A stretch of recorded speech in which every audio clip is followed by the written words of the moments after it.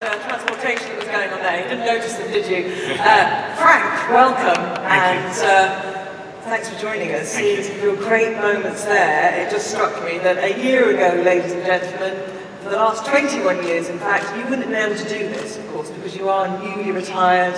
It sounds a bit odd saying retired, because I imagine you're as busy as ever. So how's it going, the quieter life? It's going well, actually.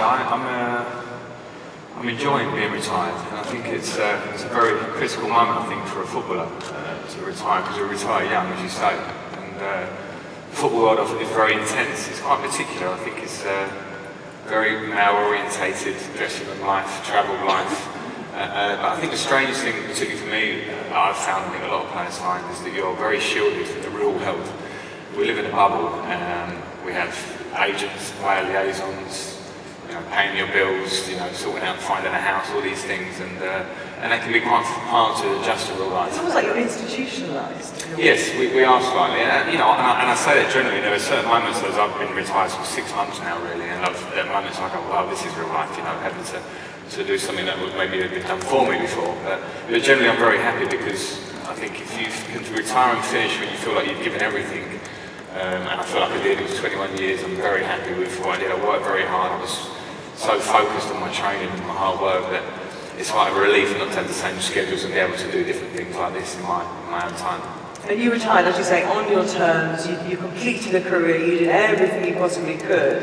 And I guess you must understand then players who don't have that strategy and thinking, and it's not on their terms. It must be much more difficult. Yeah, sure. I think what you hear a lot is players saying, people asking you, do you miss the dressing room? Do you miss the lads? And I kind of do, obviously. I have a lot of friends in football and still do have, but I did have other interests, and I think the problems can be with this sort of, as I said before, this idea of being shielded from the real world, is that when you step into the real world, it can be quite scary. And I think that what clubs are doing now, and the Football Association as such, is trying to help our young players, educate them at a very young age that there is a big world out there that will be at any time if you retire early or after your football career. So you can't just focus completely on this world and move out. But as I say, I'm enjoying it personally myself. You come from a footballing dynasty, obviously, with your dad, Frank, your uncle Harry, your cousin Jamie. Was it inevitable as a child that this was the career path you were going to attempt to follow? No, it wasn't. I mean, I was completely immersed in it. As you say, family was football. Dinner time was football talk. I went to a very good school in Essex, and my mother was always pushing me to concentrate on my studies. My dad was pushing me to train in the back garden after school. So I was given the best of both worlds there, a very stable kind of upbringing. But in terms of football, one thing my dad did say was the chances are you'll foul, and that sounds terrible. My dad was quite a hard man, but he always reminded me that if I didn't work hard, if I didn't make the right sacrifices as a youngster, I wouldn't make it to the professional game, and thank God he did that for me. I was very fortunate to have him there doing that, because I carried that through my career with me. I was always had a fear of failure, and that sounds a very negative thing, but I think it was something that you can use positively. Every game, as I went through the stages of my career and had great moments, my thought was always to the next one, and what happens if that goes wrong. And from having that football family, I think I was very aware of the hard work and dedication that's needed to get there, because the facts are, and percentages are, as a youngster, it's very hard to make the professional game. So I had a slight head start by having that family start.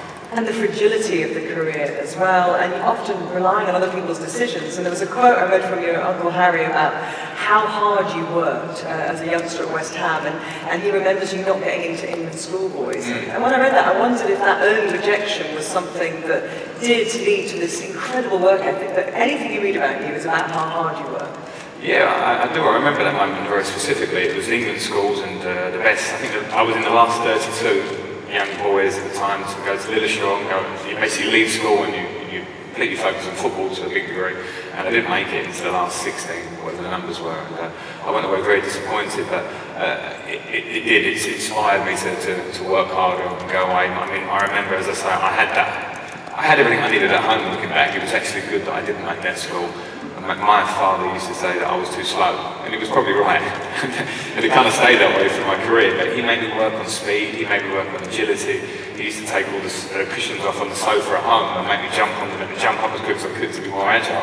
So I had this real homeschooling, so I was ready for rejection. We all have to accept rejections. I had many, not just that one at 15, I had many as a professional footballer when you have a bad game, you don't make the England squad, you get chosen to be on the bench, and you cannot go through life, or particularly football career, I think any walk of life without having ups and downs, and I certainly had as many downs as I had ups. You know, you try and focus on the ups, but the downs are there and are as important in the big picture that you come back from them. There's so much to talk about the Chelsea years. It's not that I want to skirt over West Ham. No offence to any West Ham fans in the audience. We're in the West Ham area. But when you get to Chelsea in the beginning of that decade, and you know there's 13 years ahead of you, you don't know at that time how it's going to pan out. It was the vanguard of an incredible period of success for the club and for you. You almost grew together through that period. Describe the culture of winning that was there. Well, when I first got there, it wasn't there. We were probably a top 8 club in the Premier League, so we were not challenging to win and get to where we got eventually. But when Roman Abramovich bought Chelsea, the investment changed and our level changed. The squad was now full of these great players. Did you fear for your future at that point? I feared. I remember sitting in the dressing room with myself, John Terry and Adobe Johnson, who had been the mainstays of the team the year before, and which qualified for the Champions League, so we felt it was a big deal. We were like 23. And then every day in the newspaper, we're going to buy this one, we're going to buy that one, and we're going to buy like 5 new midfielders, and I was thinking, how can I fit into this? Can I do this? I was probably quite a humble kid. I think I wasn't just ridiculously humble. I felt like I believed I should be there, but all these big names were coming from all over the world. It was like, wow.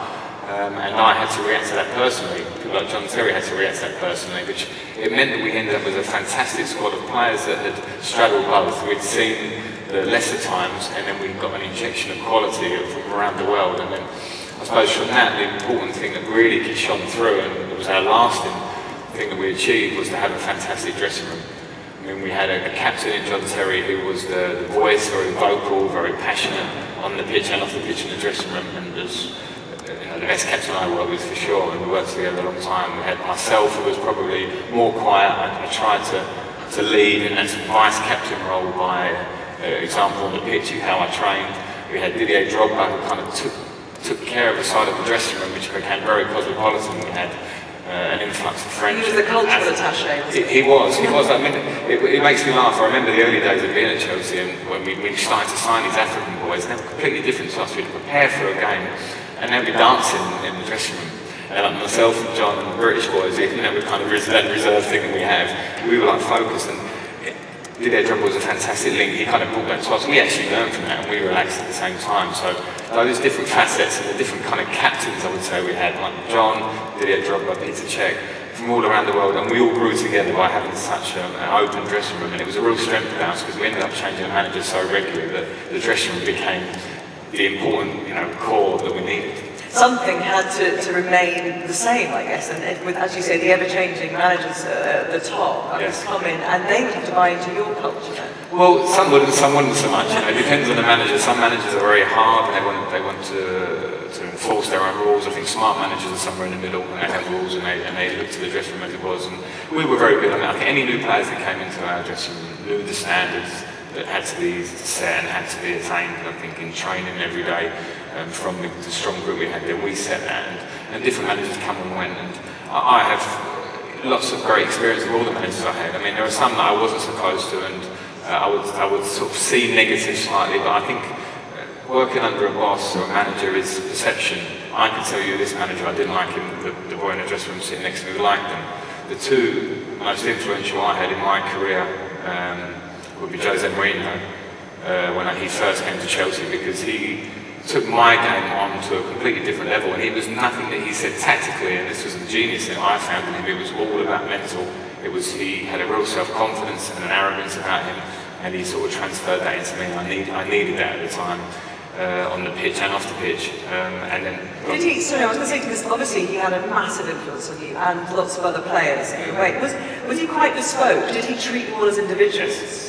Yes, he certainly did, and he had a fantastic way of doing it. The players who were playing every week, seemingly his favourites were the ones who weren't playing, but were very important squad members that you might need at some stage in the season. He had a way of keeping everybody happy, and it was a personal touch that I hadn't quite been used to before. He was charismatic. we all got lifted. He came in and said to us, right, we are going to be winners now. It's not enough to come second like we had done the year previously. We need to win. And we all rose to that. So I think he changed the mentality of the Chelsea dressing room, which has remained. John Terry's the last man standing now, but we kept that throughout. And the second one I would mention would be Carlo Ancelotti, because he was so personable. He made you feel so good, and it wasn't stuff he would say out loud to the press. It was more how he would talk to you after a great game or a good performance by yourself. He would praise you behind the scenes quietly. After a bad game where you felt low, he would calm you down and sort of bring you back. And of all the managers I've met, and I think those two are great examples because they were very different in their ways, but the great thing about them was not tactically, it wasn't what they told me to do on the pitch. Really, that kind of took care of itself with the players that we had. It was how they brought the best out in the people and made a family and made us all very happy, made us all strong, and then the performances came from that. And that winning culture that we talked about before obviously grew and grew throughout that decade. Climax in a way, I guess, with the Champions League final, and you ended up being the captain in that match, and it was such a strange match, wasn't it, for so many reasons, the way that Chelsea set themselves up that day, but it felt like a glorious culmination of all that was achieved in that decade. Yeah, I mean, I hated every moment of the match. It was terrible, and I would probably say that about most of the finals I played, because I was so tense, and finals are tense. You're more scared of losing as much as you are winning, because you've got that far. So the match itself wasn't enjoyable, but the culmination of winning at the end, we defended, we were the underdogs, we won, and a freak run from the quarterfinals through to the final. People didn't expect us to be there, and we won it. Deservedly so. I think we could have won it at many periods in my time there, and didn't. That night, I mean, it was the topped it all off. It was the epitome. The hour on the pitch afterwards, celebrating with our fans. Probably 3 or 4 days afterwards, celebrating with my friends. I remember an open top bus parade. We had a bus parade the next day, and I celebrated constantly for a few days. When my wife told me about the Wednesday, and I had to stop celebrating because real life remained. So no, but it was a really, really special moment, and for all the I talk about fear of failure, I talk about hard work and training, hours spent on the training ground. They all made sense when we won the Champions League. And you have to take in those moments because you do push yourself, or you did push yourself as a player so hard. Were you able to really enjoy that? And was that the peak, do you think? I think I was. It certainly felt the peak. I mean, team wins are the peak. I have some personal accolades along the way, but team wins are the ones I look back on. League wins and the Champions League for sure. I did enjoy it at the time, but as I said before, the next thing was what next season will I get in the team? Who are we bringing in? Personally, I was always pushing, so I probably have a better understanding of what we and I achieved now. When you sit back, and one of the great things about retirement is that there can't be any more negative headlines about how you're playing. You know, you can all put it to one side, and you actually yourself can really go, oh yeah, I really appreciate that. And even the losses, which were terrible at the time, become slightly insignificant, and I could sit back and go, Champions League, leagues, they were great, they were unbelievable moments, and how fortunate I was to have them. So you worked with a real range of managers. You singled out 2 there that have been the most influential. I mean, doing your coaching badges at the moment, have you drawn on all those different managerial styles to kind of try and formulate the kind of coach you would like to be? Yes, I have, I think so, and as I said, really across the spectrum, there wouldn't be one manager that I haven't learned from, for good or for bad. In my opinion, you know, that wasn't a great training session. In my opinion, I would have dealt with that differently. Or you think, wow, that was fantastic, and there were so many moments, and I think it's important. And yes, I'm doing the badges, and I want to be, hopefully, a manager or a coach that is not a follower. I don't want to say, oh, I'm the new Jose Mourinho. I think it's very, very current for managers to try and fit this new persona of what managers should be, you know, quite smart, suit, a little bit arrogant, you know. The press conference, literally, you know, people are following their way. I want to be influenced by all the ones to create what I want to be, and hopefully then I can do it well, and that's the future. At the moment, I'm working the badges this a while, and I'm trying to sort of take in a bit of real life outside the game. I'm sure you saw so many changes within football. You mentioned there, you know, the influence of African players and how that changed the culture of a dressing room, but also technology that's moved over the last 21 years or so of your career. At the beginning, I imagine, not much technology? Hardly anything, actually, you're right, and I straddled that era completely. My early days at West Ham would probably be the staff, the management staff would consist of a manager, maybe a right-hand man, and a goalkeeping coach, and then someone with the kit bag or something, you know, behind. I think now you look at the dressing room, any club in the Premier League will be full of nutritionists, sports scientists, video analysis people. And I have to say, when I was in my 20s, I was quite sceptical to it because it was quite new, and you know, I thought, why do I need to wear a GPS to see how far I run in training? I know how hard I'm working, and that was sort of mine and John Terry's thought process. So when managers tried to put them on every day, we were like, well, we know we're working hard, and we had a feeling the manager might drop us if it showed we wasn't working so hard. So that kind of happened, and then I reached 30, and I probably took a few injuries, and I realised that I do need to see where my body is, and I can take in what a sports scientist is telling me. I looked at the team side of things and thought, yeah, of course, why would I not want to analyse the other team? Why would I not want to see what my direct competitor is doing to be better than them? I mean, I always took penalties at Chelsea, and a great example of this, what analysis has done to the game is that when I first started taking them 20 years ago, the goalkeeper would hardly know what you were going to do. Now goalkeepers will sit for hours analysing your body shape, how you approach your penalty, at what moment of the game do you tend to hit it to one side or something, and it's become so much more difficult to score. So I think it shows you that you have to embrace it. I don't think it's the first and foremost for me is personal performance and working as hard as you can physically as a footballer to be at your best. But if you're looking away from analysis now, if you're looking away from how quickly the game's moving on with technology, then you can very quickly become a dinosaur. I think it's very important to take that on in a footballer's life, and as a manager I would certainly look at as part of my overall thinking. And your longevity as well, to play at the top as you did for so long. And as somebody the other day pointed out to me, you hardly ever seem to be injured. And I'm probably wrong, you probably did have periods that felt really long to you, but you went all those consecutive games for Chelsea as a record. You didn't have long months on the sidelines. Would that be partly down to knowing your body and the technology, or is there some secret you want to share with us? One secret, which isn't a secret, which we all need in any walk of life, is luck. I had a lot of luck during the very actually good parts of my career where we were winning. I stayed fit, and I was fortunate to a degree. But yes, I tried to consider what I was eating, how hard I trained. As I say, I found 30 being a really strong line in terms of my age of yoga. I actually took on yoga in my sort of early 30s. I trained less. I realised my body couldn't train right through the week at 100% and then play at 100%. It didn't work that way anymore. So I tried to take that all on as I went along, and I think you need to be intelligent as a footballer, and I'm not trying to say I'm very intelligent because I stayed fit, because there are moments I definitely I made mistakes in, but you can be intelligent with your own body and how you look at your game and always try and develop it and change with the times, then you can stay, you can have that longevity. And I was fortunate that I was in such a great setup with great teammates around me, so if I had a down day, Vídeo would sort it out for me, or John Terry would defend for me, so I was fortunate to have that. Your career, and partly because of the longevity, is littered with incredible records and numbers, and I'm not sure which one pleases you the most, but one of the ones which definitely should please you is that you're the fourth highest goal scorer in Premier League history as a midfield player, and obviously 3 iconic strikers are ahead of you. Your goal scoring as a midfield player, your record was incredible, 10 consecutive seasons, 10 goals at least at Chelsea, and often into the 20s. If you had to pick one number, or one of your records that you're most proud of? Well, give me two. The first one will be the goals, because I am proud of that, and I'm proud to be Chelsea's #1 scorer. And I put that down to my focus and hard work. It was definitely through practice and training, watching the game, working so hard to be up there. It became my thing to try and score goals. I was so focused and driven towards it that I think that came, and I'm so pleased that came. And the second one would be 100 caps for my country, because for all the Chelsea, which became my family as such, day in, day out, playing for my country 100 times makes me very proud. We were not that successful when we look back, but at times during my career I would have been slightly down on myself that we weren't as successful as we could have been, but when I look back and think, well, 100 caps, and it makes me very proud.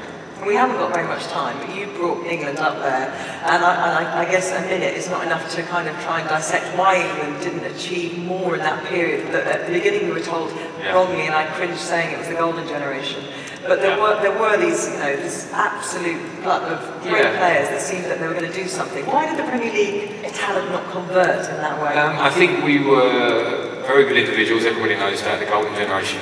We were not self-proclaimed golden, and we failed at being golden in the end. I think the difference as I see it now in reflection is we had some great individuals, but we expected it to all translate. These players, Gerrard, Lampard, we all got spoken about week in, week out. Let's all go to a World Cup and hope that it can happen. Rooney will score, Lampard might score, John Terry will score. And then when you look around at teams countries that are really successful now, it's Germany, Spain, maybe France. And now I look at it, they were all lads that grew up together. From the under-15s to these camps in France and Spain that grew up together. They were together, they knew their roles in the team. The individuals were important, of course, but the team was the main thing. We were, fortunately, competitors against each other every week. when I go away with England, the Chelsea boys sat there and the Liverpool boys sat there. And I think it's something the FA are trying to get their heads around now, and I think we're working from the bottom up. The young players will come through together. We don't have to force them into the England squad because we get so excited. Let's let them develop as under 21s, let's let them become teams, let's let them want to go away for 6 weeks and win a tournament for us and be content with that. And hopefully the future will be bright. And yeah, as I say, we failed to an extent, but I can never look back on my career as being a failure because to play for your country is the best thing you can do as a sportsman. You've talked about the coaching badges, and it's clear, I think anybody listening to you now, you have so much to give back to football and so much knowledge and enthusiasm for the game that it would be a real shame to miss out football, to miss out on you. But I know there's so many other projects on the go as well, and you're excited about what you've got going on, and you're, of course, a best-selling author as well. Yeah, quite, there are people much better selling than me, but no, I've enjoyed my foray into different things. I've enjoyed the author stuff. The children's books have been great to me as a side passion. The punditry, the football punditry, I'm enjoying now. I'm getting moments of that, and it's much deeper in its analysis than it used to be years ago, and it's a good challenge for me. But yes, I would love to be. I think the idea of being a manager, being a coach, I think would be the ideal way for me to put back what I think I've taken in and attempt to listen. You need a lot of things along the way, a lot of luck, the right job, the right circumstances. But I think it's something I feel compelled to take on as a challenge at some point, but who knows. Frank, there are so many other subjects and areas that we could go into, but alas, our time is up. But thank you so much, ladies and gentlemen. I hope you enjoyed hearing the thoughts and